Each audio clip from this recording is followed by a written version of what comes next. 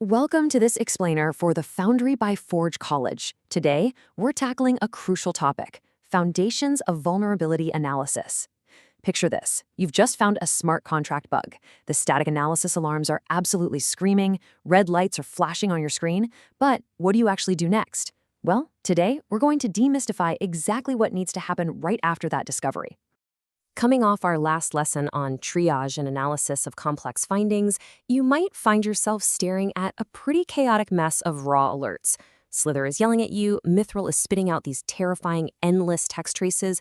It's a lot, right? So we need to figure out how to take that mountain of digital anxiety and turn it into a structured, highly actionable security report. So how do we get there? Well, here's our 5-step game plan for today. We'll go from triage to taxonomy, map out our classifications, score the severity and impact, build the perfect reporting workflow, and finally, cover tailoring to your audience. All right, let's dive right into step 1, from triage to taxonomy, or as I like to call it, sorting the chaos. To pull this off, we are essentially going to build a vulnerability sorting machine together. We absolutely have to move away from those raw, ad hoc triage tactics. Instead, think of this new taxonomy as a highly efficient sorting factory. It takes that giant, intimidating pile of unsorted tool outputs and neatly, predictably organizes them into a concise, standardized structure. And look, this isn't just administrative busywork, it's literally the secret sauce that makes your findings actionable. Think of this canonical structure as the specific, labeled drawers in our factory. Every single entry needs these exact fields, a unique ID, so we can track it, a category, a severity level, a snappy short description, and most importantly, the evidence. By strictly using these fields, you instantly turn messy, fragmented notes into a reproducible report that anyone can follow. Okay, moving right along to step 2, the classification mapping, which is all about translating tool gibberish. So our next big hurdle is translating that hyper-specific tool jargon into a language human engineers actually speak. Instead of tossing a busy developer some obscure check name, like Slither's TX origin, we map it directly to a standardized category they already know and understand, like access control. In this workflow, you are the crucial translator between the machine and the engineering team. And you know what? We can take this mapping a step further to industry standard terminology. If your tool flags reentrancy, you shouldn't just stop there. You map it directly to the Universal Standard Weakness Identifier, which in this case is CWE 841. This is an absolute must-have for larger audit scopes and strict compliance. It essentially proves to your clients that you speak the global canonical language of security.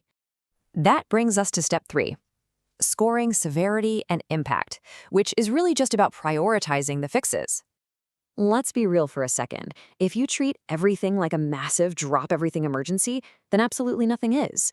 We have to convert those arbitrary numeric tool scores into clear, actionable severity bands. A score of 8 to 10? Okay, that's critical. An immediate blocker, fix it today. Down at 0 to 3? That's low. We just monitor it or document it. Having this clear blueprint removes all the emotional guesswork from deciding what gets fixed first. But here's the catch. You can't just slap a critical sticker on a bug and expect your engineering team to blindly accept it. You must provide a clear one-sentence justification that connects the exact technical precondition to its real-world consequences. Basically, why does this bug actually matter? Spell it out clearly, or I guarantee you it will get ignored.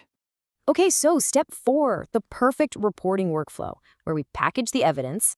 As anyone exploring Forge College courses already knows, having a rock-solid, repeatable workflow is literally everything.